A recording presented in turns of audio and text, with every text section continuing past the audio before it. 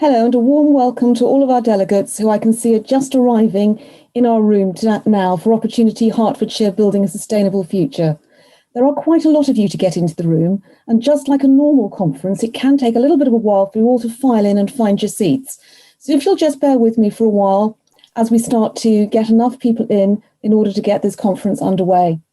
While we're doing that, I'd be really grateful as we go into the first day of our new lockdown, if you could answer a few polls that we've set up for you. So one thing I'd really like to know is where are you attending from today and whether or not the new lockdown has affected your usual working patterns. So are you in the home office, the kitchen, the lounge, the garden shed, your work office, or somewhere else? I seem to have spent an awful lot of time recently on Zoom talking to people working in their bedrooms. So if I just give you a few seconds to answer that poll. A warm welcome to all of our delegates who I can see are still coming into the room. We seem to have about half of you so far. So my apologies once again, as it does take a while for everybody to get into a Zoom meeting. It's a bit like a very small doorway into a very large conference hall. Just while we're getting everybody in, be really grateful if you could answer this poll.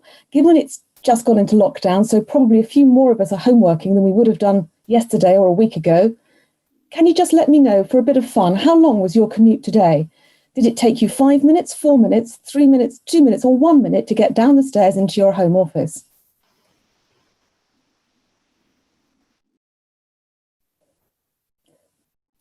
Thank you very much, everybody. So, a warm welcome to everybody who is here today. I'd like to welcome you all to Opportunity Hertfordshire Building a Sustainable Future. We are looking at sustainable growth today, and although I appreciate that it's a tough day for many businesses, we are looking far beyond the end of lockdown and into a much longer term sustainable future. We're looking at how Hertfordshire is supporting the smart construction industry and how Hertfordshire's leading organisations are bringing together new investment, commercial space and skills provision as a unique opportunity for the construction industry. The event is being led by Hertfordshire LEP, and it's bringing together partners BRE Group and Hertfordshire Chamber of Commerce, alongside its flagship initiative, Herts IQ, which is building a cluster of innovative smart construction companies and a supply chain in Hemel Hempstead. Just before we get underway, I'd like to give you a little bit of housekeeping. We have a lot of you coming in, and we are really looking forward to what's going to be an exciting and interactive session going forward, with lots of Q&A opportunities.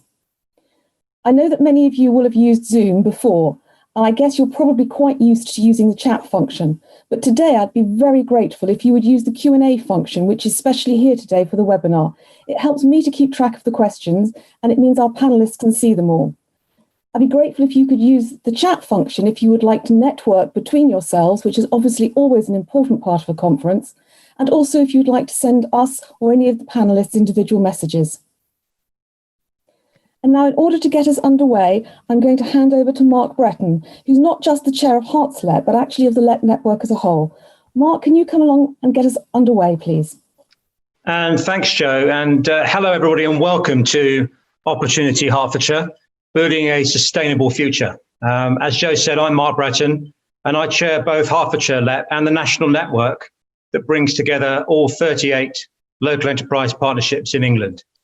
Thank you ever so much for joining us for what will be a lively and interactive conference. And thank you to our partners, BRE Group, Hertfordshire Chamber of Commerce, and to all our panelists from Hertfordshire's leading organisations taking part today. I wanted to talk briefly about the work of enterprise partnerships and our plans to support economic recovery. The challenges of climate change, the global pandemic and Brexit mean that there has never been a greater opportunity to change the way we work, live and travel in the UK. LEPs are poised and ready to help deliver government's ambition to build back better, greener and faster in partnership with business, local authorities, higher and further education and the third sector. With our expert local knowledge, we are helping to boost jobs and build economies. As a national network, we have created a 5-point plan, made a formal and multi-year submission for the comprehensive spending review, which I had the opportunity to summarise for the Chancellor last week. The importance of building back better, green innovation skills, and the impact of enterprise zones are key elements of these submissions. So I'm delighted we'll be picking up so many of them today. Enterprise zones are providing a springboard to exploit innovation and technology. In the case of Hertfordshire, Herts IQ is the county's enterprise zone focused on smart construction and sustainability. Enterprise zones like Herts IQ are big drivers in promoting the formation of innovative clusters, R&D, and other sectors that help stimulate regional recovery, going on to become economic engines for local communities. Investment in more catalysts and catapults can also help drive an early recovery, and investment in the capital equipment in these facilities helps remove barriers to entry for small firms, giving them faster growth and a more successful trajectory.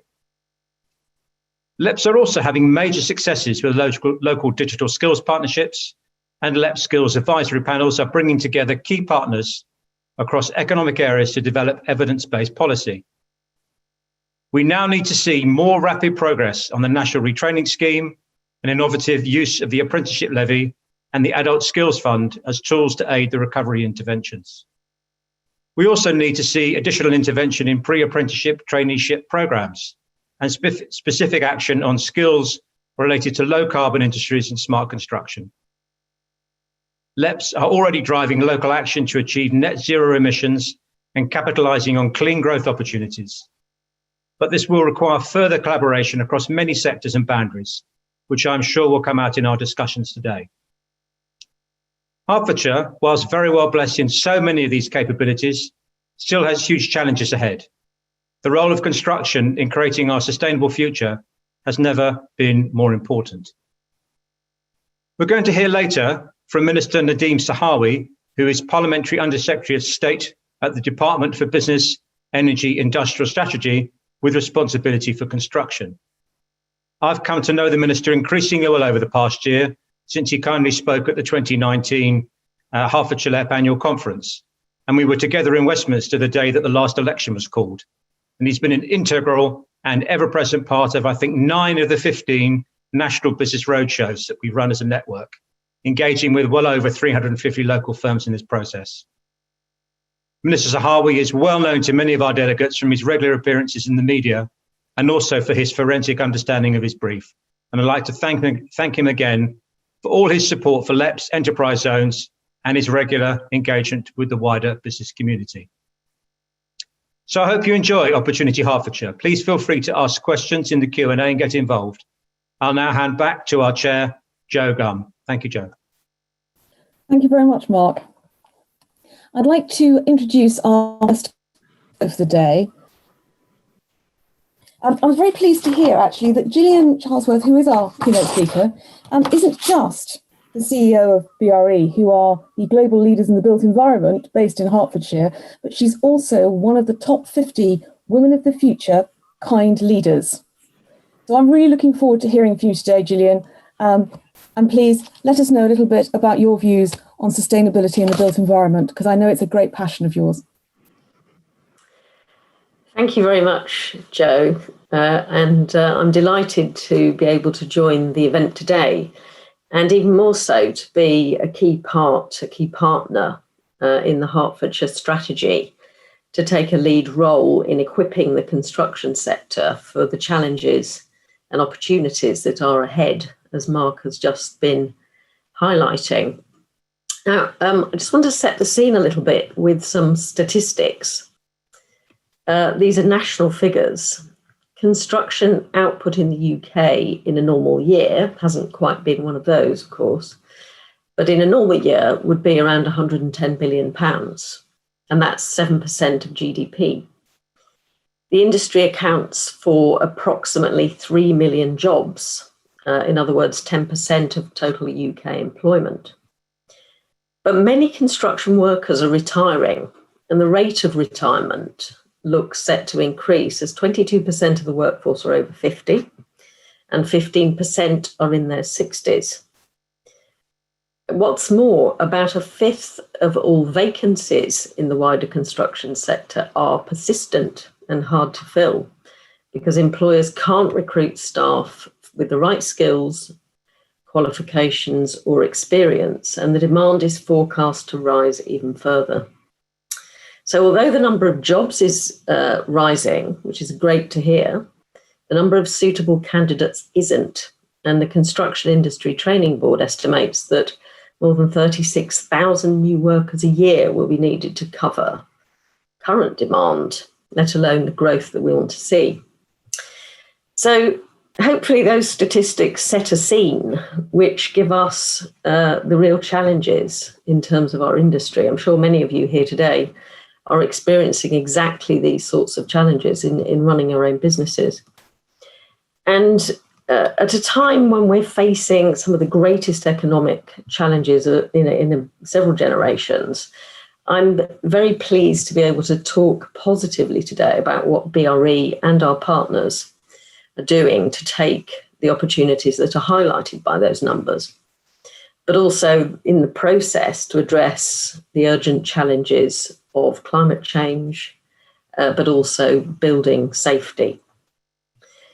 So let me start, as introduced by Joe, with climate change. And I do see this as the most difficult and biggest challenge that we face. I'm sure you would probably all agree. We should be proud that the UK is still a world leader in many things, and I would say this is definitely one of them. In June 19, we were the first developed economy to legislate for 2050 net zero emissions target.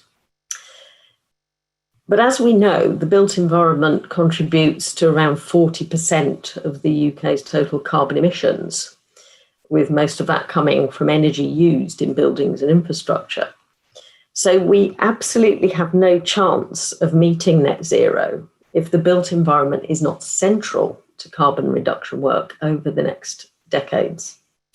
And I believe that this will have to come from radically redesigning the way new buildings are constructed and operated, and from retrofitting existing stock. Another statistic I'm sure we're all very well aware of, that 80% of the buildings that we have currently will still be in use in 2050. Well, BRE can help get the country there. And working with our partners in Hertfordshire, I have a lot of confidence about how we will go about doing this. I'm sure some of you will be aware we have nearly 100 years, next year is our centenary, of working with developers, owners, governments, and partners to reduce the environmental impact of construction processes, materials, and operations, as well as providing information and advice on all aspects of sustainability through the building life cycle. Our global asset benchmark, BREEAM, is a universal standard that has been raising the bar for sustainable construction for 30 years, and now not only in new build, but also refurbishment and, crucially, buildings in use. And it's also a great export. BREEAM is exported into 80 countries around the world and a widely recognised global mark of sustainability.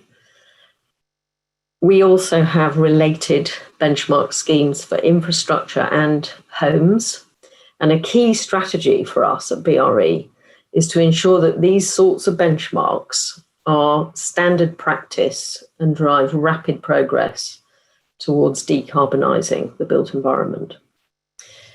A really important issue, and hopefully many of you here share that sense of urgency over tackling that. But of course, sustainability is not just about reducing carbon.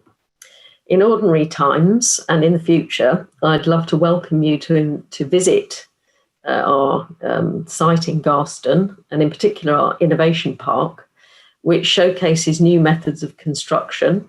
We have various demonstrators there looking at how to make homes and buildings more resilient to the challenges facing us. So we have a flood resilience house, a dementia-friendly house, as well as buildings that showcase new energy efficient technologies and increasingly modern methods of construction, so off-site and modular build ideas, for which we're testing performance and developing new standards and certifications. So turning to the twin challenge for us, safety. As many of you, I'm sure, know, BRE's unique laboratories at the Garston site. We test materials and systems for everything from fire resistance to indoor air quality. And in that sense, we are central to Hertfordshire's aim of being a key location for critical national capability in these areas, which are currently so clearly in the spotlight as we face the shortcomings highlighted by the Grenfell Tower fire and the challenges of indoor building air safety, which the virus has sadly brought into sharp relief. But we're not going to overcome these challenges if we stand still. Innovation, skills, new tools must lead to increases in efficiency and productivity. This is crucial. And you'll hear more about this from Martin Canley later, but at BRE, we're a key partner in a major government-funded programme, the Construction Innovation Hub, which aims to create a more productive and digitised construction sector. And crucially, one where the value of construction output goes beyond the purely financial and seeks to define value more widely. So the social value of development and building quality, new manufacturing value brought about by modern methods of construction, environmental value in addressing the need to decarbonise. Construction shouldn't just be about the processes and the inputs. It really needs, I think, as a sector, we need to recognise ourselves as being all about the outcomes for people and businesses, which will help our economy to thrive. The Hub's work is a true innovation research and development programme, and I think that's crucial. We're not just studying this in an academic way. This is a very practical programme which is designed to revolutionise the way that the construction industry operates. And the intention is that it will enable greater efficiency across the whole life cycle of construction and building use, starting at the business case stage, enhancing procurement and supply chain processes, and taking lessons from other sectors, crucially the manufacturing sector, to enhance productivity and introduce those new methods that we've probably been talking about for decades, but really have yet to embed in the way that we work. Of course, none of this will be implemented unless we work together, and collaboration is crucial, which is why we're so delighted to be part of the innovation programme that Hertfordshire is bringing about for the sector. As today's events show, Herts IQ in particular and the Local Enterprise Partnership are doing a great job of bringing together all of the right players in a coherent countywide strategy for innovation. And we all benefit from a business ecosystem which encourages and supports innovation, ideas, and collaboration. As part of that, our vision and aim for our site at Garston in working with Herts IQ is to create a place where smart construction can thrive. These developments on our site are currently being scoped, but I can confirm that they will be according to BRE's best principles of sustainability. And our intention, working with Herts IQ, is to create spaces and jobs that will support our sector and supply chain, as well as foster that collaboration and innovation that we need to see. Let me finish by mentioning one more word, which I think is really important. And it links to what Joe was saying earlier about my commitment to responsible and kind leadership. I really believe that this sector needs to and can become more influential. We need influence as well as skill and determination. We're not going to succeed in change and progress if we don't build our influence and drive responsible, innovative progress in the sector. We're at an incredibly difficult point economically, but we do still, nevertheless, have choices. And we can either stick with tried and tested methods, or we can use the opportunities of new technology, investment and collaboration to revolutionise our industry. I'm delighted to be working with our partners in Hertfordshire to seize the opportunity of that and to create that safe, secure and sustainable built environment that we all want to see. Thank you, Joe. I now hand back to you.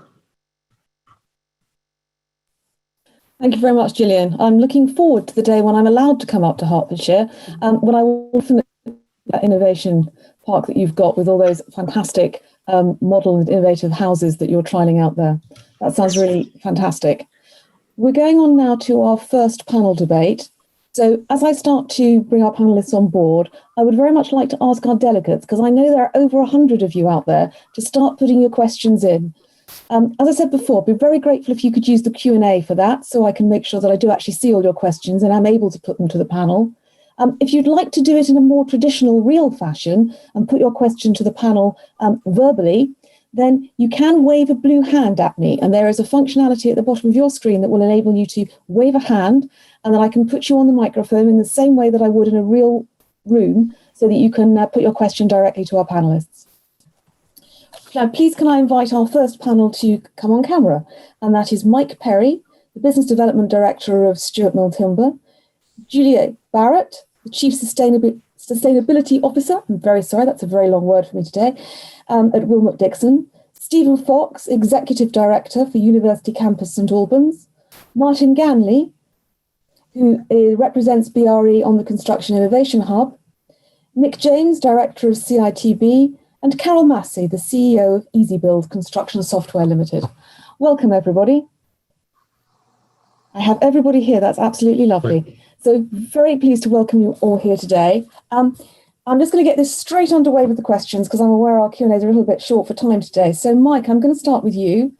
So can I just ask you, given what we've just heard from Gillian, how is Stuart Mill Timber working to improve sustainability?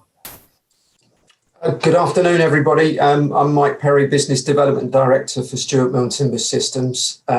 Brief background, we're a UK-wide off-site manufacturer that specialises in panelised timber frame. Our expertise, and in fact our group heritage, is in house building, although we do supply in some other sectors as well. For clarity, my presence on the panel today is as a result of our plans to further grow our business and create a new manufacturing base in Hertfordshire. And that's very much part of our sustainability strategy.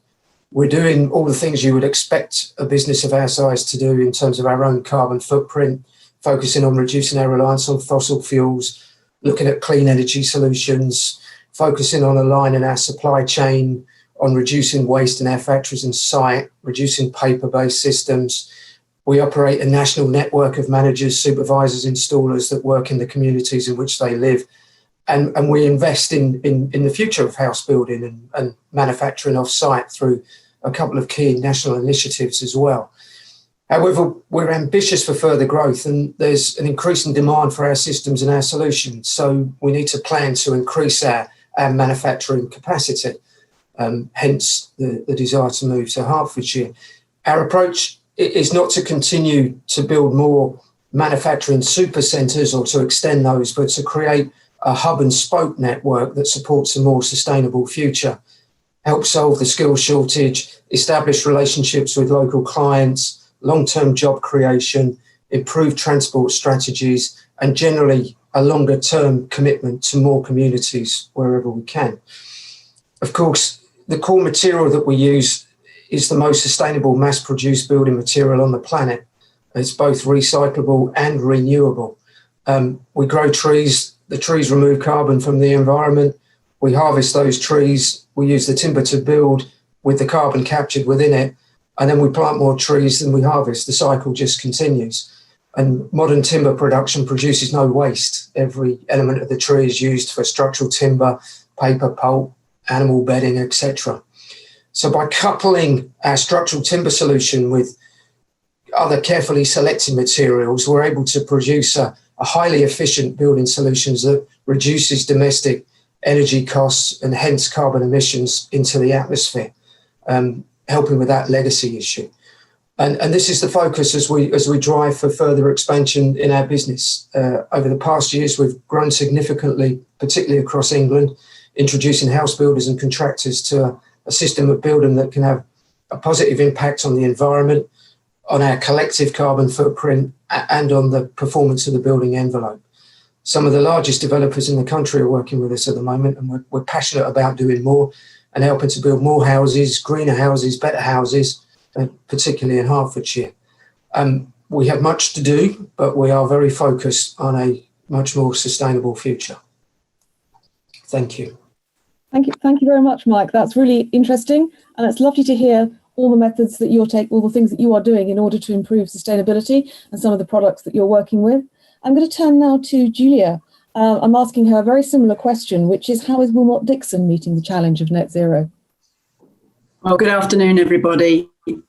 Willmott Dixon's a privately owned contracting and interior fit-out group working across England and Wales, and we're actually headquartered in Letchworth. Sustainability is at the heart of what we do. It's led right from the top by our chief executive, Rick Willmott, and we've had Jonathan Porritt, the author and campaigner, as a non-exec on our board for the last 10 years or so. We've actually been net zero carbon or carbon neutral in our own operations since 2012. We've more than doubled our energy efficiency, slashing our carbon emissions by 46%, and now only buy natural renewable electricity for our sites and offices. Some of you might know that we launched our now or never strategy at the end of September, because we believe there is a decisive decade to take action. Given that we're already net zero in our own operations, we're aiming to go beyond net zero and become a truly zero carbon company by 2030 by eliminating fossil fuel use and generating some of our own renewable energy too. We also want all of our new buildings and major refurbishments to be net zero carbon in operations by 2030. And like Gillian described, we want them to be fit for future climate change rather than having to retrofit. And we want them to deliver great user health and well-being throughout their lifetime. Now, 3 or 4 years ago, we mapped our Scope 3 supply chain emissions and realised that they were in fact 100 times those of the emissions we've been focusing on. For the nerds among you, that's your Scope 1 and 2, which is why our new target is that by 2040, we'll also aim to have a net zero operational supply chain too. It's important to recognise that the built environment sector contributes around 40% of carbon emissions, and that typically by the time it's occupied and in use, somewhere between 30 and 70% of a building's lifetime carbon is already accounted for. That's really reinforcing the point Stuart was making. And as we make our buildings more efficient to run, that proportion quickly increases. So that's why our new target is that by 2040, we want to have net zero embodied carbon in our supply chain. Now, these aren't green, fluffy ambitions, which start with a year or two of baselining and working out where we are. We've already got a well thought out plan signed off by our board. And ultimately, I want to get to the stage where we can only choose to only work with partners who also demand these standards, and where this becomes our standard offer, not optional, not added cost, but if you like, our M&S approach. It's not just a building, it's a Willmott Dixon building. Thank you. Thank you very much. I don't think I'm going to forget that sign off. That's a lovely sign off. Just before I go on to talk about some of the other things that we've got on the agenda today, I've actually got a really nice question that's come in from the audience. And I'd like to know if anybody on the panel would like to answer that, particularly from the speakers we've had so far, and perhaps from Dr. Martin Ganley as well, which is, what do the panelists think about 3D printing of houses as part of the modern methods of construction? Anyone like to come in on that one? Because I think that's quite an interesting idea. Everyone goes very quiet on me. Hi, it's Martin. Hi, can you hear me? Hi, we can hear you. Thank you, Martin. Hi there. Yes. I think so. Modern methods of construction. There are a range of innovative technologies coming through, whether they be modular, panelized, using 3D printing, which can really help with producing bespoke components in a very efficient way. So I think they all have a part to play in it. And when I talk in a minute, I'll talk about what's work going on in the hub. But I think the really important element is about ensuring that we put the right collection of methods together to make the outcome sustainable, to make it scalable. Apologies, and ensure that we have the right business models that can show that methods have the right outcomes, both in terms of the environment, in terms of productivity, in terms of building safety and other wider outcomes. So I think all these technologies have a part to play, but we have to look at how they perform in practice and how we build the right business models to support them. Thank you. Would anyone else like to come in on that one before we move on? Perhaps we'll come back to that one a little bit later. In which case, Stephen, can I turn to you? I understand that skills are going to be really important as we go forward, and clearly our skills are going to have to change as we try to develop a smarter construction industry for the future. So how important is that skills agenda for reaching net zero?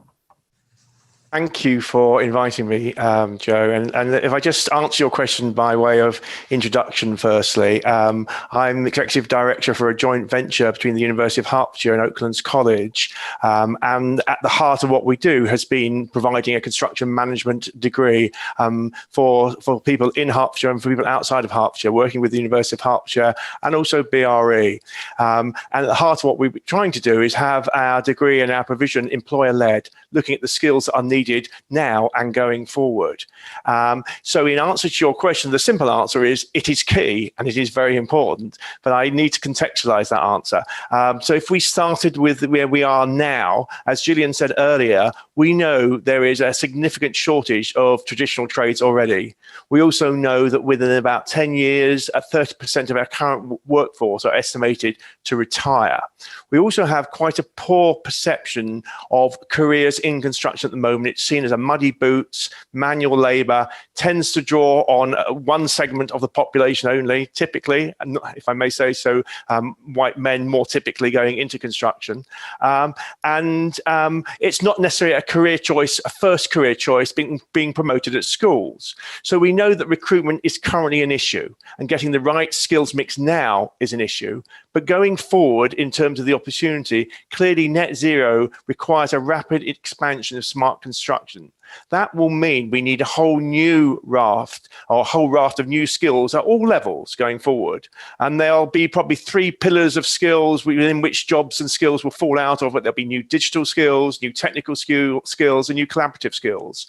So we're going to need a much more diverse, well-trained workforce at a whole range of levels with a whole new skills and careers framework being identified. So, for example, we'll need well-trained people working in the manufacturing and installation process. We'll need project managers and site managers who understand the whole process of installing buildings and projects that through smart construction, and who can coordinate the whole construction process, look at logistics. We'll need new designers and innovators, and we'll need leaders who can embrace this. So there is a really exciting opportunity for new careers in construction. But we know that without the right skills mix being in place, as there was a CITB report in 2017, it talked about there being a potential drag on reaching net zero without having the right sort of training provision for offsite. So that drag, as CITB well eloquently put it, is the key problem with not having the right skills mix. We will not get there without having the right people in place for the future. So you might say, so what, where now? Smart construction with its focus on robotics, with machine learning, AI and so forth, will make the industry a very attractive opportunity for new entrants from much more diverse backgrounds for the future. If we get the right sort of skills identified, the right jobs identified, the competency frameworks in place, there's a real opportunity with apprenticeships to bring new people in. We can really ensure that there is a good pipeline of new talent coming into the sector with the right qualifications and the right apprenticeships. We'll also need to upskill the current workforce, and colleges and universities are going to have to do a lot more work on modernising their own curricula to ensure smart construction is addressed. And actually, we need to start with schools before we even get to colleges, because even at the school level, having worked with construction excellence over the years, knowing how hard it is to get into schools to promote construction as a positive career choice, we need to actually change the face of the way in which construction is promoted. And with smart construction, the opportunities are huge. So my basic message is, without the right skills mix being identified, being addressed, and being in place, we simply cannot progress towards net zero, because we'll have a deficit of having the right people in place. And at the university campus in Albans, we actually are putting smart construction and modern methods at the heart of what we do. We're having a new construction degree being validated next week as a new apprenticeship. And at the heart of that is modern methods, it's BIM, it's sustainability, it's clean growth. These are all the things that we want our new learners on our program to learn, because they are the future leaders of tomorrow, and we want to ensure that they can be standard bearers, if you like, for smart construction. But actually, it needs to be a whole sea change at all levels of the educational system embracing this, so that we can get the right skills in place for the future. Thank you very much, Stephen. I think you have segued us very nicely, actually, to Nick. So I wanted to ask you, Nick, what's CITB doing to help meet the skills challenge? Because we've had the challenge very nicely outlined for us there. I was absolutely going to say that's just what Stephen just said. Thank you very much. Hello, everyone. Thank you, Joe. And thanks, everyone, for the opportunity to talk to you. I think, yes, just following on from what Stephen said, and I think also that Gillian set the scene very well in terms of the interrelationships, if you like, of the different elements of productivity and innovation with skills as well. So I'll just add a little bit to what Gillian and Stephen have already said, rather than do my full spiel. And absolutely enjoy what Gillian was saying, that she also stole one of my killer facts, which I think is well known, in fact, that 80% of the homes and buildings we'll be using in 2050 are in place now. So that obviously lends itself to not just the issues that we've considered around new build and modern methods, but also the whole retrofitting agenda. The consequence of that, though, and this is a critical thing, is that those 80% of the homes and buildings that we will be living and working in 2050 will be supplying 95% of the emissions.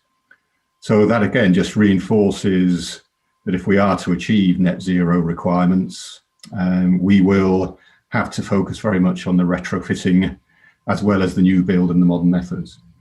And our research, Stephen referred to previous research in 2017. We're just about to publish some more updated research on this matter. Our research tells us that this will create a demand for 500,000 retrofit projects each year of various scales, but that's the critical level of activity that the skills industry will need to support. And the good news attached to that in these current times is that we expect that will create more than 300,000 new jobs every year. So there's lots of opportunities, lots of challenges, lots of opportunities. I think a couple of aspects to hone in on, just building, as I said earlier, on what Stephen outlined to us. There is a competition for talent. And again, as Stephen eloquently outlined, I think the opportunity is here for us to redesign our offer for young people and for adults as to what the construction industry looks like, feels like, and can operate in. And alongside that, of course, there are massive challenges around the diversity issues in terms of recruitment into the industry, perceptions of the industry as a white male muddy boots industry, which CITB has many support programs in place to help employers to address. So this is about attracting diverse groups into new opportunities, and we don't have to do what we've always done. I think the other thing to flag up, and again, it's really encouraging to hear the previous speakers, the demand for skills of this type from employers is currently very low. The supply of training programs from training providers, colleges, and so forth is also very low. So that means that we can not just invest in the attracting people into the sector, but we actually have to make sure there's a clear and high quality training offer once people are into the sector. So a lot that we can do with employers, a lot that we can do with the existing workforce to reskill and to reorient, but that critically does depend obviously on the quality and the capacity of the training sector to deliver on those. I think the types of skills we will need, people have started already to touch on, and Gillian and Stephen especially. Retrofit designers and coordinators, specialist building envelope operators and heat pump installers, tying all of this back into modern methods, tying all of this back into design and management as drivers of change and drivers of new skills. And around all of that, all of the behaviours that need to go on, that need to be improved rather in terms of how the sector operates. And this isn't just about prejudice, but it's also about issues such as procurement, where we're generally going down to the lowest common denominator, aren't we? So this all happens in a context, and it all requires a whole approach. Skills is one aspect of that approach. I'm still always struck, as Gillian was describing in her opening remarks, around the mix of skills and productivity and innovation. I'm still always struck with some research that McKinsey did back in 2015, where they looked at all of the economic sectors. And of course, this is lies, damn lies and statistics, I know that, but I must leave you with another killer fact alongside the one I was going to use that Gillian used earlier, which is out of the 25 sectors that McKinsey assessed in terms of innovation and innovative practice, out of the 25 sectors in the UK that they assessed, the construction industry was 24th in terms of the use of innovation and new technologies. Of course, digital, IT and so on were up at the top, and the 25th one was agriculture.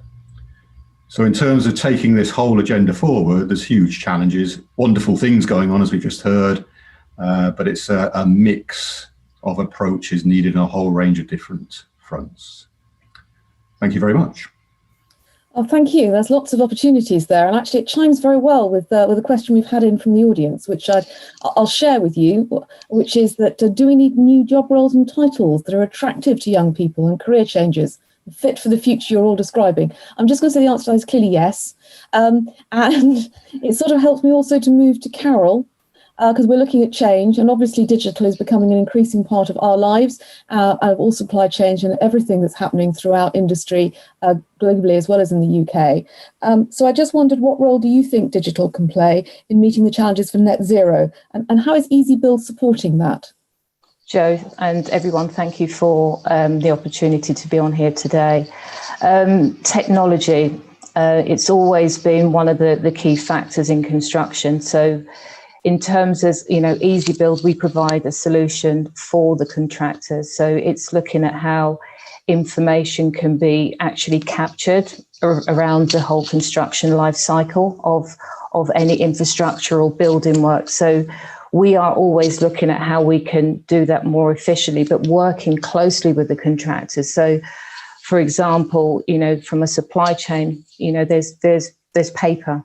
Construction sites are just overwhelmed again with paper. So using technology to work better with the contractor in how they procure material, using online applications, receiving information electronically, having that visible in systems to allow them to make informed decisions. So, the technology side is really, really a key way forward for this sector and getting to that net zero.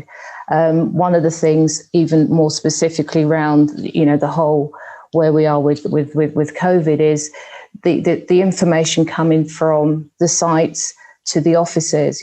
Traditionally information is handwritten for timesheets, goods received, requisitions. Those, they're quite simple practices, but, businesses and contractors get overwhelmed with that kind of paperwork on a day-to-day basis. So using the digital world, the technology to streamline those processes.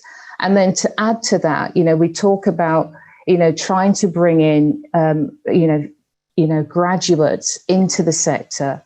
And again, it's this perception that, if I go into, an established construction or contractor, they've got old systems. It's all about, sitting in front of a blue screen. And we've got to make sure that the technology is more suited to the types of individuals, the graduates that want to come in, that are used to using modern day applications. They are used to actually working in a space where it's a tap of a screen, and being able to swipe and gain information. So technology has an important part, now and also for the future. So it's working with, a lot of businesses to enable this to happen.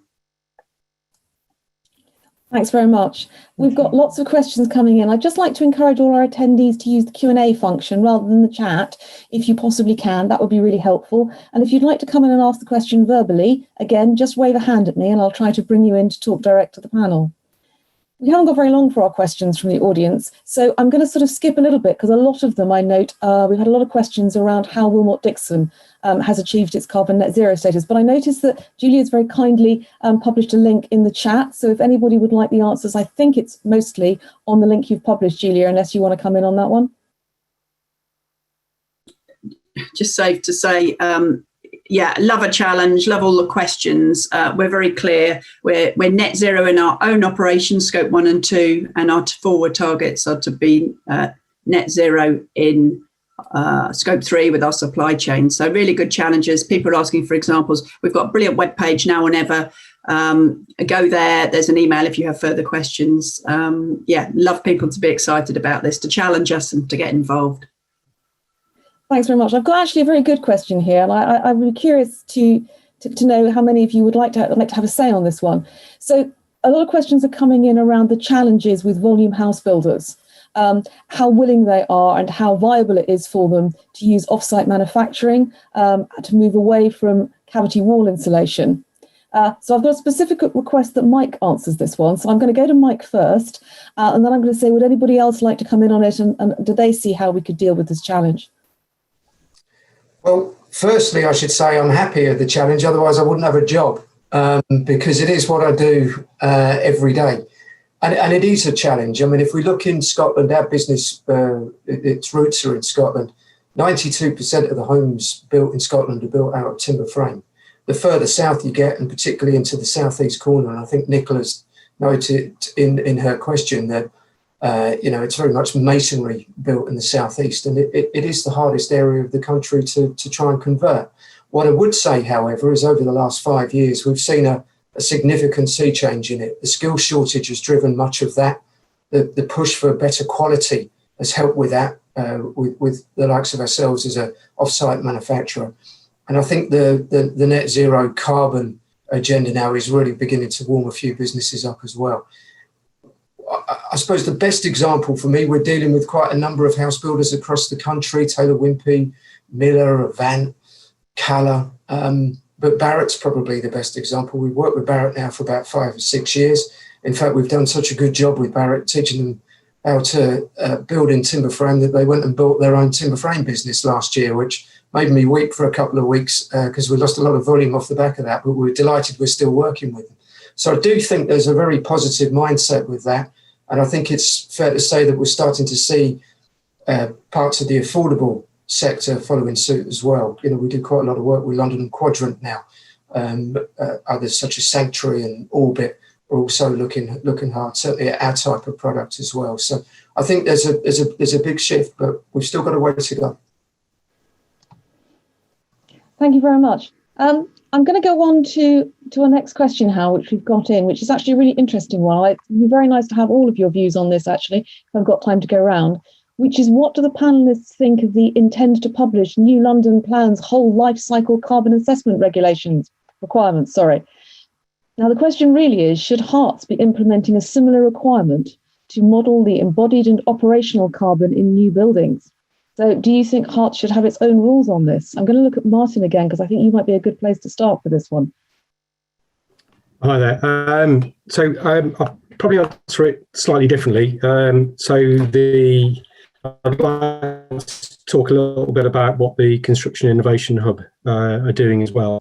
So that whole element of value and standardising the metrics that we use across across the country, I think are quite important. I think understanding local requirements is important, but I think work to standardise methodologies is key. So if you don't mind, I'll probably talk a little bit about the wider work that we're doing at the hub.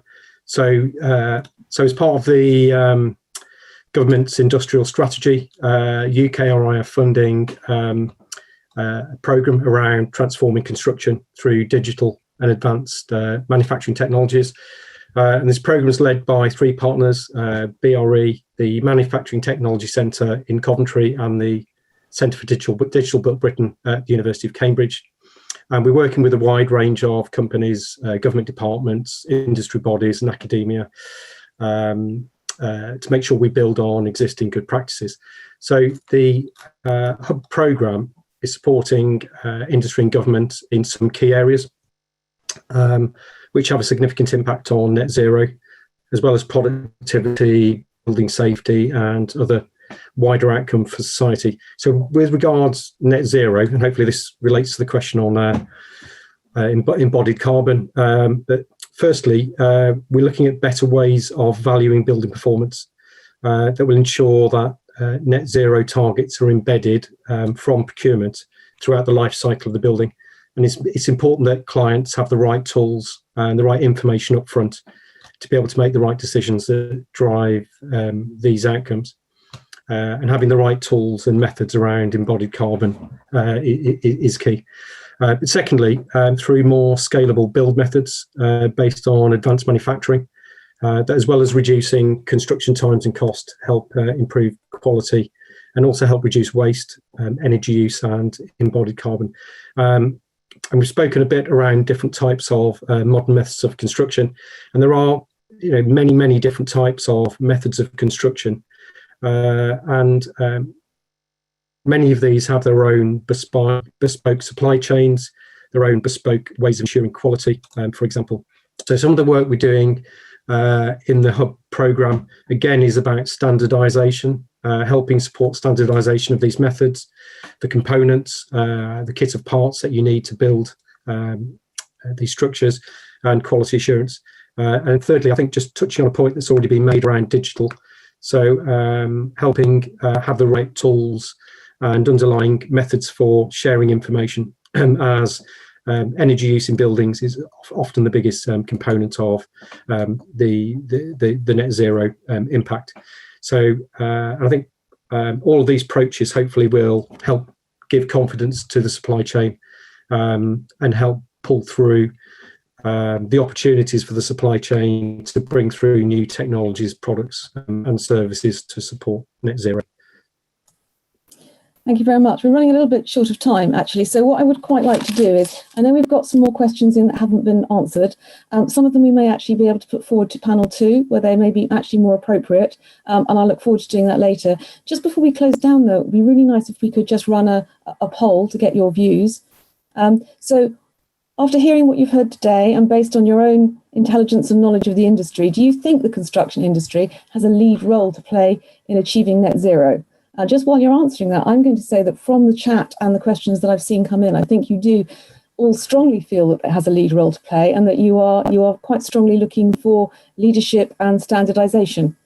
So I'm just going to say, just as that vote's going on, in terms of looking at growth and connectivity going forward, would anybody else like to come in on that question of standardisation and the role the construction industry can play in terms of ensuring we have a more level playing field as to what is and what is not sustainable? Everyone has gone very quiet on me. I'm going to go to Julia.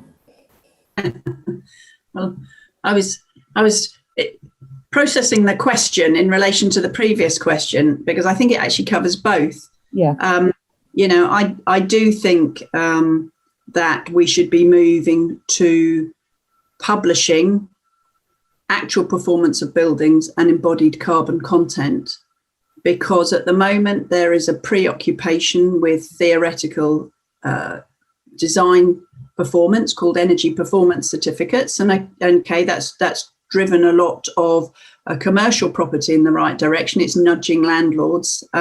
It is only theory, And I think, the elephant in the room is the performance gap of buildings, the difference between what the design said when you put it through planning and what you actually experience when you're living in it or using that building. And, we're very open about the need for that to be closed and eliminated. So by making sure that anybody that produces a building says how it performs and closes that gap and minimises embodied carbon, that's the way you get a standard playing field, because the numbers speak for themselves. And then in that way, I think you drive through innovation products. So you just describe the outcome rather than the method of how you're going to get there. And I think that's the way that people will rise to the challenge and really innovate in some exciting ways. Thank you very much. I look forward to that, rising to the challenge going forward. Thank you very much to all our panellists. Hopefully you will stay with us for the debate that continues. Just before we move on to our next debate, I think you were all expecting Nadeem Zahawi, the Minister of Business and Industry, to speak next. He has sent us his apologies. He is terribly sorry, but there is quite a lot going on in Parliament at the moment, with the world suffering from the increase in the pandemic, which has led to the lockdown. So he's really sorry. He tried desperately hard to rejig his diary for today. And I know we did actually reorganise timing several times to see if we could get him here live. However, he didn't want to miss the opportunity to talk to you all, interact with you all, and to learn about what's going on in Hertfordshire. So he has very kindly recorded a little short video, which we are going to show now. Thank you.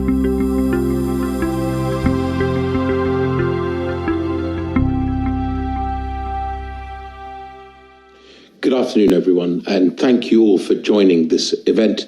My apologies that I'm not able to join you live. I know this event was originally intended to be held in the House of Commons, and I would have been delighted to welcome you all there.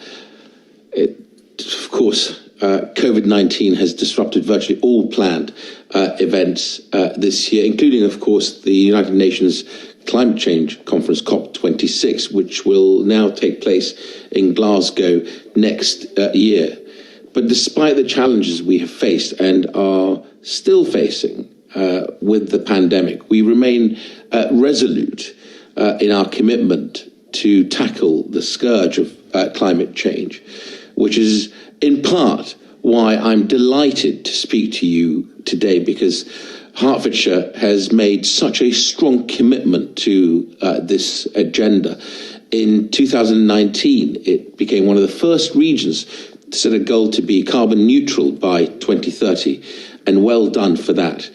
Decisions like this have led to the United Kingdom being recognised as a world leader in combating climate change and cementing that reputation. Last year, the United Kingdom took the lead again and became the first major economy in the world to legislate to end its contribution to climate change by 2050. But delivering the net zero target must be a joint endeavour, encompassing all sectors of the economy and all parts of society.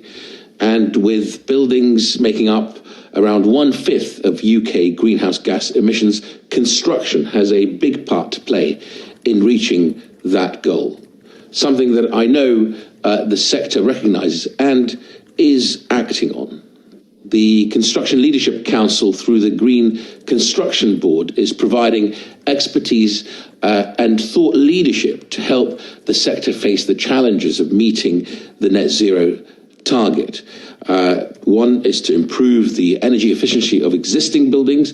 Two, to embed net zero in new and future homes, as well as in new infrastructure development. And three, to embrace smart construction and, of course, digital design. We in government welcome these initiatives, and we are keen to support the construction industry to move towards achieving zero carbon. The Prime Minister's pledge to build better, faster and greener will drive progress towards net zero carbon in the construction industry. An example of this, the planning white paper contains reforms that will improve the delivery and quality of homes set within our drive towards net zero greenhouse emissions.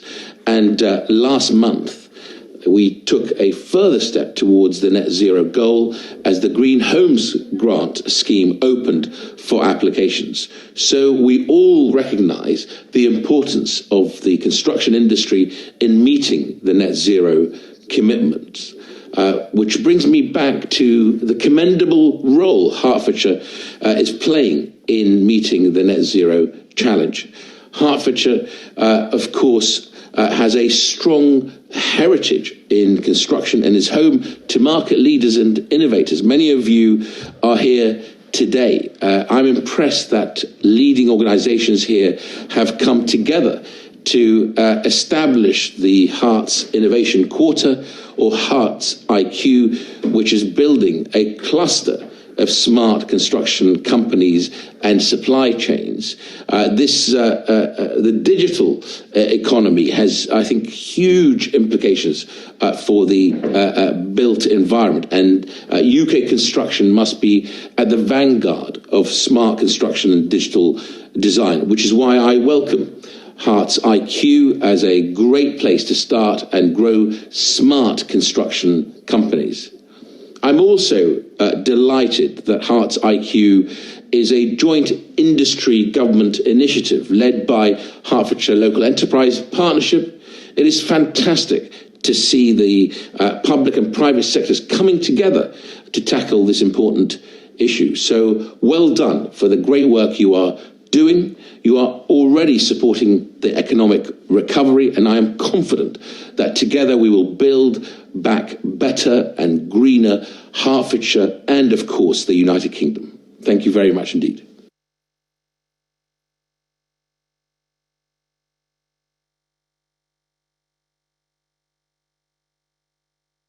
Thank you. It's very heartening to hear the support the government has given and is continuing to provide to the initiatives like the ones we've heard about today, and to Hertfordshire in particular.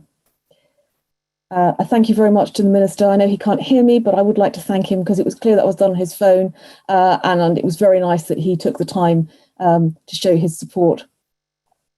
We're moving on now to our second panel, and I would like to invite our panellists to join us on the screen now.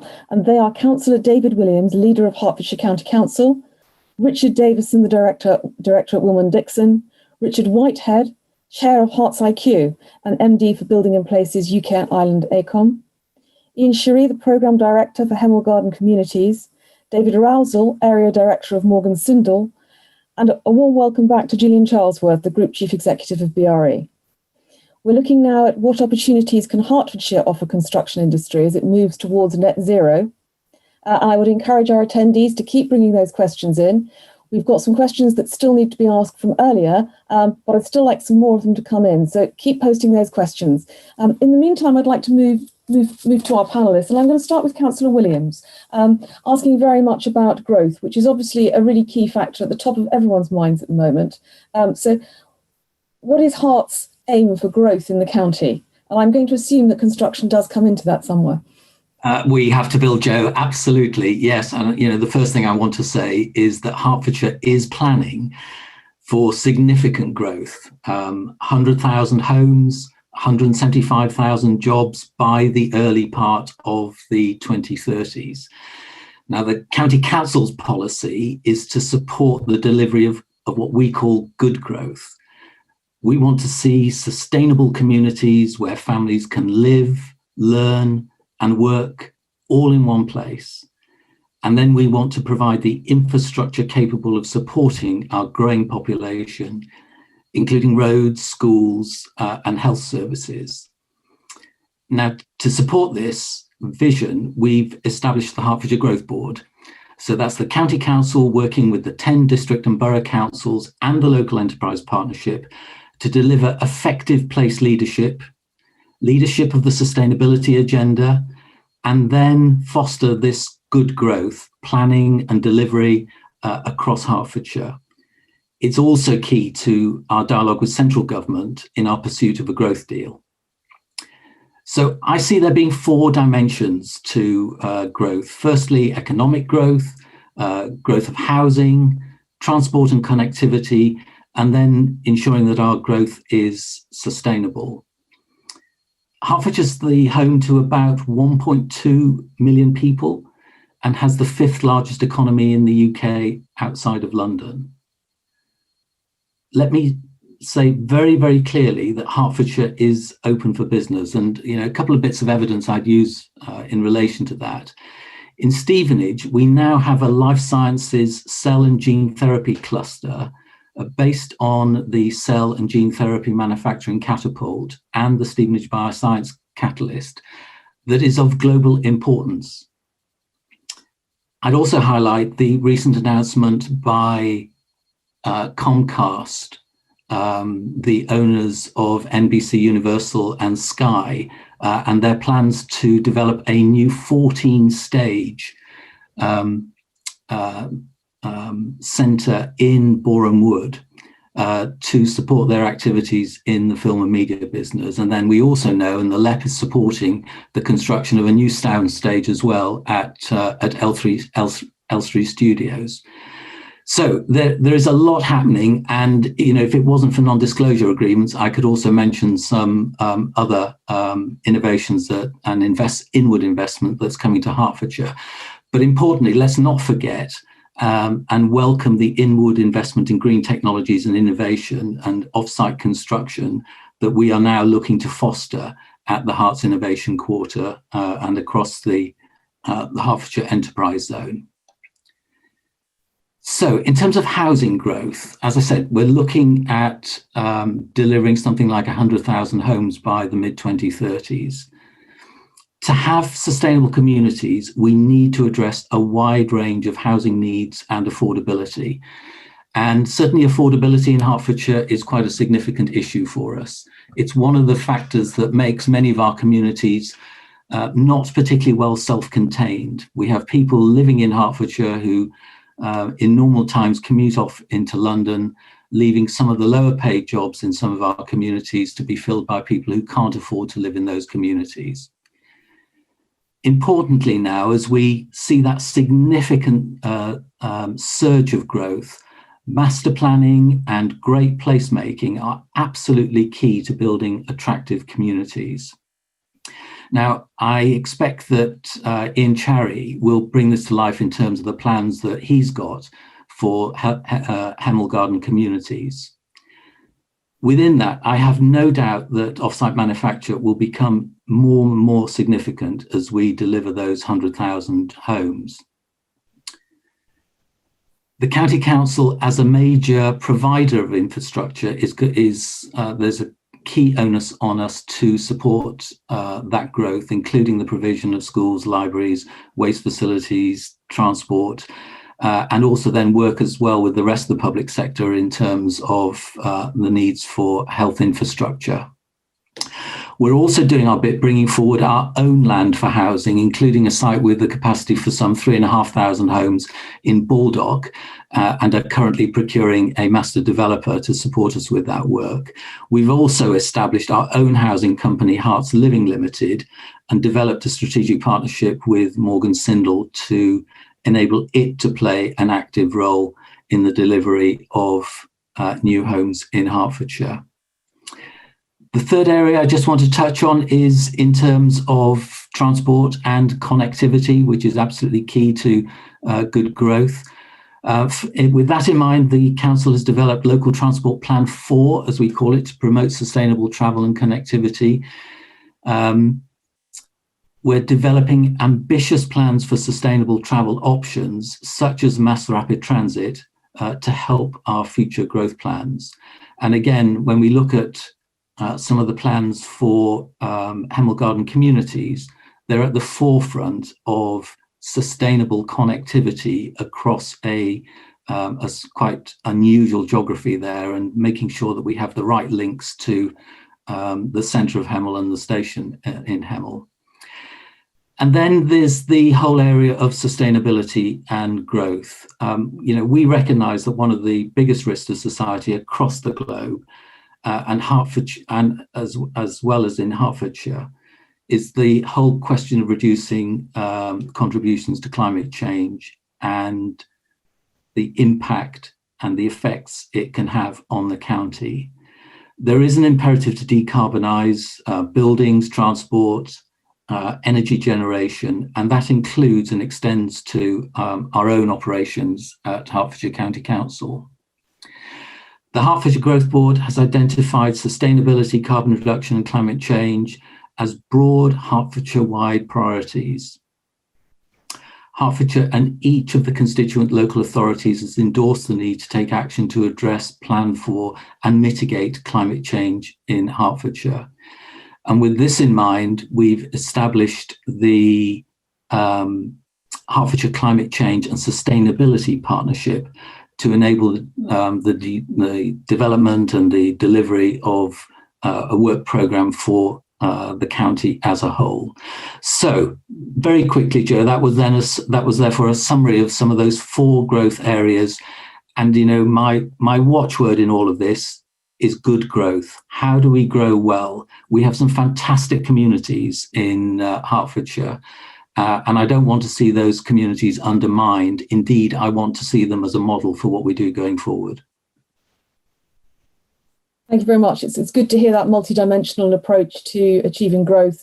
And I'm aware that we're running a little bit out of time, so I'm going to move on very quickly, I think, to some of our other panellists. I'd like to move on to Richard Davidson next. So being located in Hertfordshire, how has that specifically supported Willmott Dixon in its development? Is Hertfordshire a particularly good place to be? Thank you very much, Joe. So I think I've got the question where I have to answer for 170 years of Willmott Dixon's growth. You've only got so I won't do that. Well, so there we go. Absolutely. So I think what I kind of thought about as carefully is, for me, living in Hertfordshire, it's about the physical attributes of the county, and they've remained fairly consistent and have been augmented and improved. And Councillor Williams was talking about an investment in infrastructure, and being well connected is desirable. Hertfordshire is a desirable place to live. I moved here from another county, and I don't intend to move anywhere else. And I think what that's done is that's created a place where actually you can connect really well with organisations who have got the answers to the problems that you don't have. And if I was to drill down into the success of Willmott Dixon, is around the strength of that supply chain. So it's our partners that we work with regularly who help us to answer the questions and the challenges that are set down to us, regardless of what era we live in. I think something interesting about Hertfordshire, which we probably touched on very briefly earlier, was about its heritage in space and technology, but also thinking about the garden communities. Here we are now with a new round of garden communities, and yet the very first ones were pioneered here in Hertfordshire. And actually that's something to be really proud of. And really interesting for me, I'm an engineer, so I'm fascinated in how things come together. But what that was really about was driving an investment in people. It was an investment in social infrastructure.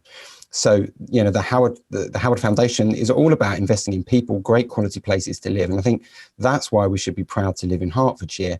It's that investment in people, it's an investment in skills, and it's investment in the supply chain. And it's really exciting listening to earlier talking about UXA, what the things that Stephen Fox and his team are doing there. And having worked with him is looking at how we can invest in new apprenticeships. And that isn't just the classic 16 to 25-year-old bricklayers, but that's thinking about those digital engineers, that's thinking about modelers, that's robotics.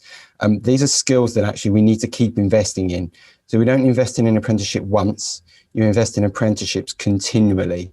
And I know that's something that we've been really passionate driving through our business, through our Willmott Dixon Foundation, is investing in social enterprises, colleges, to make sure that we invest in the people. So I want to invest in infrastructure, of course, but there's no point in investing in infrastructure if it's not for the good of the people. So I will leave you there with 170 years of potted history. Thank you very much. That was a very good summary of 170 years. I'm going to move to my other Richard now, Richard Whitehead. And so could you just give us a little bit of information about how Herts IQ is creating opportunities for smart construction? Because clearly having the opportunities are clearly there, but how can they be stimulated? Thanks, Joe. Well, as you've just said, I'm here with my Herts IQ hat on. But I thought I would talk about my other main hat for a little bit, which is as an MD of AECOM's Buildings and Places business across Europe. because it does pick up some of the themes that came from the first panel and some of the themes in the discussion so far. So those of you who don't know, AECOM is a professional services organisation in the built environment, predominantly in the construction sector. We can trace our roots back in Hertfordshire to 1965 in St Albans. Not quite as impressive as Willmott Dixon, but I still think quite impressive. We are part of the furniture in Hertfordshire, and we're proud to be part of it. And we deliver projects from Hertfordshire all over the world in all 7 continents. And one of the things we're most proud of in St Albans is we lead for AECOM on net zero and sustainability. And again, we have a rich heritage of doing that out of St Albans. The big change in building energy performance was the building regulation introduced in the mid-90s. They were written by AECOM in St Albans. So we have a track record of delivering that. And for us, there's a couple of elements. There's how we act as a company, and we heard some good points from Willmott Dixon earlier around AECOM's a carbon neutral country in the UK, where all of our energy is purchased from green energy sources, and we're blessed with having a lot of very intelligent, passionate people across the business that are constantly trying to make us greener and more efficient, and to use less waste in how we occupy our offices. But the second, and I think probably more important way that we can influence is in the work that we do, our service. I mean, new services that we develop to help our clients face up to the climate emergency, and also how we evolve our core business, which is the design and the management of the construction of built environment projects. So in St Albans right now, we're developing tools to help us build in embodied carbon, operational carbon, next to quality, cost, and time in the way we make design decisions to directly address one of the questions that was in the chat function there about how you embed those those key issues into how you design projects. So it's something that we are passionate at the heart of our business.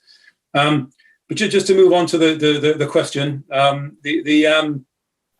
and again, this perhaps a reminder for some people to remind what Herts IQ actually is.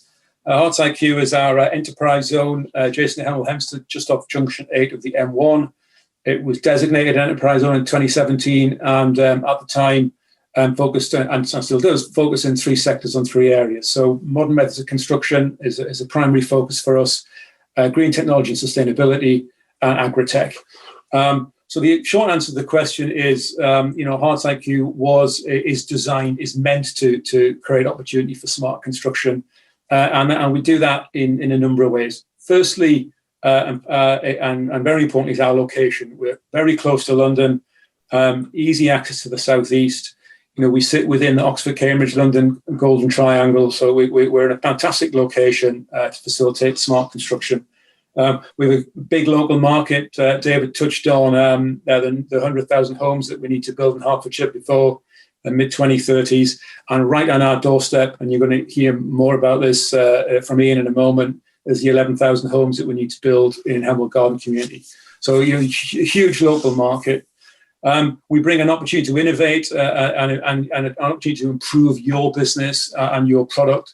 Again, Gillian talked earlier about the BRE. The ability to collaborate with BRE is central to what we're trying to do in Herts IQ. We bring the opportunity to collaborate and grow through our smart construction cluster. It's great to hear the Minister shout out for the smart construction cluster. We're very proud of it. Startup SMEs linked with established construction companies and established manufacturing companies to really come together and to facilitate growth. And Stephen, Richard, I'm going to stop you there because we are going to run out of time. You've got so much to say about Herts IQ. What I'm going to suggest is that you pop some of that in the chat, and that gives me a chance to move on to Ian, because we've teased a little bit about the Hemel Garden community, and I really do want to make sure we've got a bit of time to hear about that before we get some of the questions in. So I'm really sorry to cut you short. Ian, could you just tell us a little bit about Hemel? And again, if we start to run out of time, I might suggest that you put some of the information in the chat so everyone still gets it. Thank you. Sure. Sure. Thank you, Joe, and good afternoon, everybody. Delighted to be here. So, yeah, my challenge is to deliver the 11,000 homes and 10,000 jobs with the Herts IQ innovation course being critical and central to that. This is on land to the north and east of Hemel Hempstead as part of the Garden Community Programme. That's part of the national government programme. We're at the very, very early stages. And therefore, my comments kind of coming back to how we try and achieve net zero carbon, very much based on these early stages we're in now. I think we can address this at a macro level, running through to a micro level. And Councillor Williams gave a perfect intro to that. Yes, it does start with a master plan. It's a good master planning, good concept planning, and that whole framework from which the detailed design can then sort of flow through. And how does that help with net zero carbon objectives? Well, of course, it relates to the energy that's consumed, the way we move around, and what does the transport mean? It's the mass sort of multimodal transport interchanges, as Councillor Williams referred to again. How do we get people from Hemel Hempstead Station to the employment areas? And part of the Garden Community Badge is also local jobs for the local homes, and again, reducing journey times and so on. So that'll all help to reducing those carbon emissions. We know technology, as we've been hearing, plays a huge part in that. Buses, e-buses, we're going to have e-bikes, e-scooters, all sorts of new technologies coming forward. We have to make those convenient, accessible, safe, attractive for people to use. And of course, if we really are going to put efforts into buses as a mass way of moving people around, we need to have our buses moving faster than the slowest moving car. And what does that mean? That generally will mean segregated bus lanes, or at least having a way that those buses can actually attract people in them rather than sitting in their cars, but in the same traffic. Mass rapid transit has already been referred to. And then off-site modular construction, been hearing a lot about that. Again, we're not at that stage in our planning work, but it's very necessary, definitely part of that whole future horizon for reducing carbon emissions. We need, I think, to look more seriously at locally sourcing materials. We need to look at removal of waste. We need to look at all those matters to, again, help drive in the right direction. Money is often the problem for getting local materials. I think we have to stop that money issue being the problem there. Ways around. We have to look at less, materials coming from overseas and the other ends of the country and so on. We're looking, as others have said, about embodied carbon. We're looking at operational carbon. We're looking at life cycle costing, all those elements in both the construction and then the ultimate use of buildings. I think I'm going to cut you off, but I know that I'm running out of time. And Garden Community is a great part to play in that. Absolutely. So thank you. Once again, I know that I'm just running short of time, and I do so want to get to some of the audience questions. So I'm going to move to David Rousel, which would be lovely to hear from you as to how you think innovation in construction can help to future-proof Hertfordshire's built environment. Hello, good afternoon. Thanks, Joe. Thank you for asking me to join the Opportunity Hertfordshire panel today and join with such an important discussion. You'll be pleased to hear that I will keep to programme, so hopefully you won't need to interrupt me. As Area Director, I lead the Northern Home Counties business based in Welwyn Garden City, and we've had a local Hertfordshire presence for well over 40 years now. And we're one of the largest established and, importantly, currently most sustainable and stable main contractors in the United Kingdom and Morgan Sindall. So how can innovation in construction help to future-proof Hertfordshire's built environment? Today, I'd like to talk to you about what we're actually doing now, today, maybe not so much what we're looking to do in the future, but actual tangible examples of today and where we are. And a zero carbon future heavily relies on construction's ability to innovate. We're very much still on the journey, but today I'd like to mention a few tangible examples, as I said earlier. In order to help future-proof Hertfordshire's built environment and ensure the region is strategically positioned to capitalise on sustainably conscious investment, it's essential that we drive forward innovation to help reduce both embodied and operational carbon use. And as we've heard so often today from different panel speakers, modern methods of construction are key to helping us to hit net zero.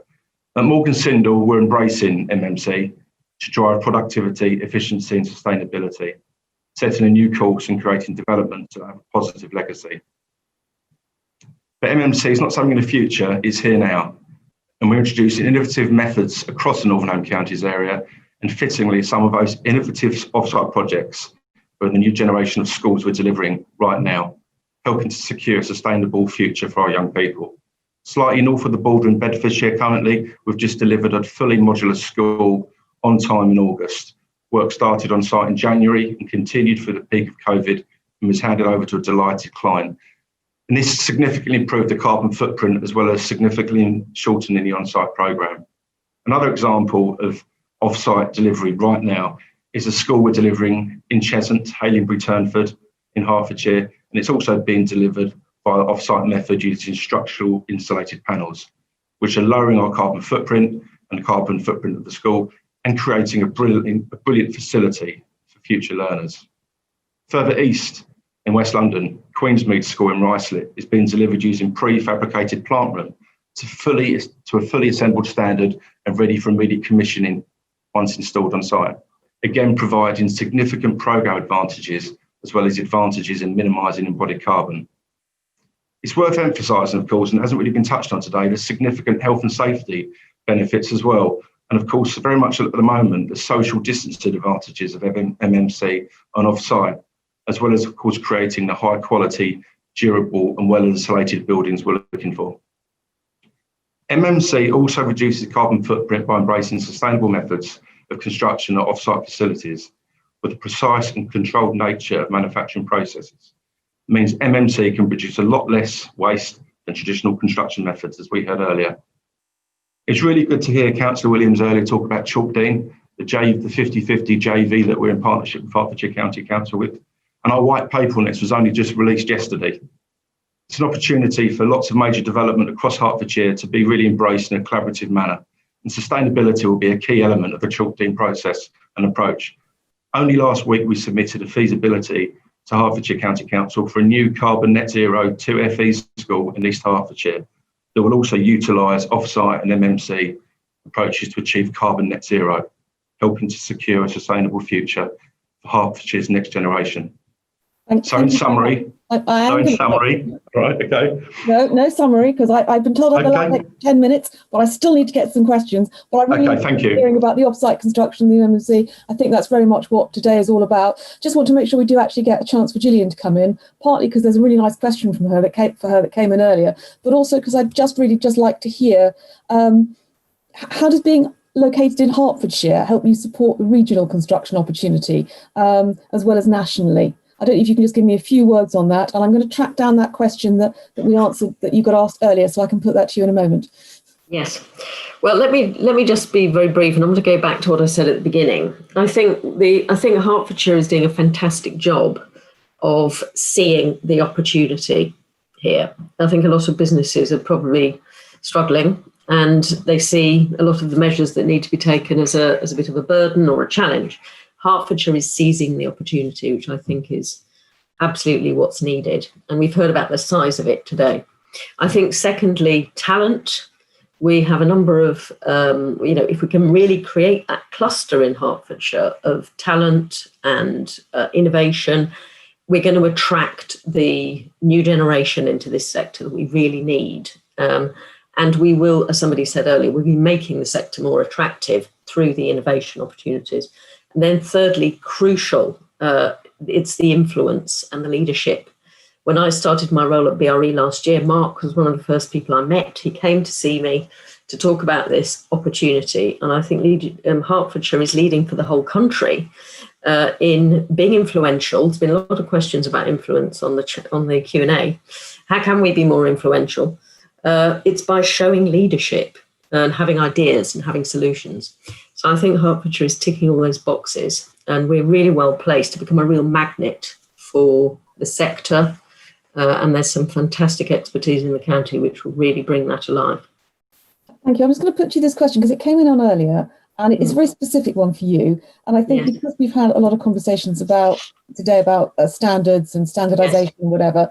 So it says, could Gillian update us on where BRE are with developing new standards for off-site construction? I think that's been quite important given the conversations that have been around today. That's right. Well, we have been widely consulting on a standard for MMC systems and testing safety. And we are close to being able to launch that standard. So I'm pleased to say that we will be adding that to our certifications and testing schemes with a new standard in place very soon. Watch this space. Thank you very much. Thank you very much to your panelists. I've got a couple of questions coming in from our audience here. I've got one that's definitely for Councillor Williams, and it's: are local authorities looking to join EU emissions trading schemes to offset CO2 emissions if we can't achieve net zero? Which is a brutally difficult question to answer, but I think it's a really interesting point. So if you can think about how that might work. So would the local authority consider joining EU emissions trading schemes? Possibly. I mean, in the short term, we recognise that to be carbon zero, certainly in terms of our own operations, part of the issue is compensating for the carbon that we do use. And so, we have a huge programme of tree planting across Hertfordshire, across our rural estate. But as we recognise what needs to be done, what needs to be delivered, there may be an opportunity or indeed a requirement to think about carbon trading and the way that we actually address that. Thank you very much. I'm about to ask our last question, which is, given the timing I've got, which is: given the size of Herts as the 5th largest economy outside London, what can we do to get help to promote and lobby for Herts' fair share of government grants to implement change? In particular, they've talked about decarbonising existing building stock, but I think in general, getting investment for Herts for the initiatives that you're bringing in terms of looking towards creating this cluster. And just while you're thinking about how to answer that, we're going to run another poll. It's actually the same poll as we ran earlier today, and we're just curious as to whether or not we may get a different answer from you all. So Julie's going to launch that poll there. So do you believe, after everything that you've heard today, that we stand a chance of the UK achieving net zero by 2050? You've had a lot of positive comments today from companies that are already well ahead of those targets. So do you think we can actually do this by 2050? While you're thinking about that, I'm going to go back to our panel and hope someone is going to wave me a hand to say they'd very much like to answer this question. Richard Davison, you come on in, because I've just heard from Councillor Williams. So come on in, and how do you think we can lobby to get more investment in these great ideas that are coming out? So, yeah, something I didn't explain earlier is that I also sit on a LEP, not the Hertfordshire LEP, but another LEP. And there are a lot of business leaders and local authority leaders who are always doing this. So we are lobbying. There was funding. I sat on our LEP board trying to get £90 million worth of funding over the summer from the government, from the Getting Building Fund. So there is money there. I think what we have to do as Hertfordshire is work on that collective request. So I think if we're all aligned with a strategy of zero carbon, which is possible, you've got to want to do it. It is possible. And then if we all ask for the same thing, we will get more money. And I think that's the problem in other areas, is there's a real disparity between authorities, and I think that's welcome from Hertfordshire with the growth team, is bringing that together so we have one clear ask. That's how you get more money. And one of the words I would have used there has been used, collective. And I think I might be saying what Councillor Williams would have done is about our USP in Hertfordshire and a collective lobbying and giving that same message through to all parts of government, all other partners and funding agencies and so on, so that we're really showing we're driving in the same path, if you like, the same journey to achieve all these wonderful opportunities that arise in Hertfordshire. Thank you. I think it's very nice, the number of people we've all had here today. You have all clearly been working collaboratively so far, and I think that collective effort is going to be important. Gillian, would you like to come in? You're on mute. Sorry, yes. I can't really add anything to what's been said. As I say, I think Hertfordshire is doing a fantastic job of focusing on some real opportunities and making a difference. And if we get together, as others have said, there's more power in that. That is how that's how you build influence and, clear asks. I thought the Minister's speech was very encouraging. There's a good relationship there. There's a lot to build on. So I think we should just be doing more of this. And making sure that we're really focused in terms of what's going to make a difference. Thank you very much. Councillor Williams, would you just like to finish us off here? Well, yes. I mean, clearly, it's great to see that Nadeem Zahawi is such a fan. So that's one tick in the box. As I was saying about the Growth Board is about discussions with government as much as anything. Richard's absolutely right that there is money floating around, but it tends to be we need to bid for it. And so you need shovel-ready projects. You need the ability to be flexible in terms of what projects you can bring forward. But fundamentally, I want the same powers as they've got in Manchester. We're comparable in size of the Hertfordshire economy. And that is dependent on the government bringing forward its devolution white paper, which I understand now won't come until after the elections next May. But in the meantime, we will still be working very hard to persuade government of some of the freedoms and flexibilities that we should have to support an economy as important as ours. Thank you very much. I think that the end comment has actually brought us nicely round in a circle to bring me back to Mark, because clearly you would agree, I think, with this collaborative approach in order to gain more investment for the region. So can I pass back to you for some closing remarks? Yes, thank you, Joe. And I know we're running a little over time, but I'm sure you'll indulge me for a couple of minutes. I just want to make a few thank yous, really, and a few summary points. So first of all, a huge thank you to our panellists, to our co-sponsors, the Chamber of Commerce in Hertfordshire, BRE, you, Joe, for chairing, and White Label for hosting, all my colleagues in the LEP, notably Katie and the team for putting together this event today, particularly as we had to make some significant changes because of the virus. It was, as David said, great to get a strong endorsement from Nadeem Sahawi. I'm due to meet him next week, and I'll pass our thanks on. For me, and I think for all of us, it's quite clear that there is huge opportunity, as well as the challenge in Hertfordshire, that the government's commitment to Build Back Better should provide us with a great catalyst. We took some real care to brand and launch Herts IQ. It's already getting great interest under Richard's and Sherry's leadership, and with a focus on green innovation, modern methods of construction, and a great team leading it, I'm confident you'll find it an attractive proposition.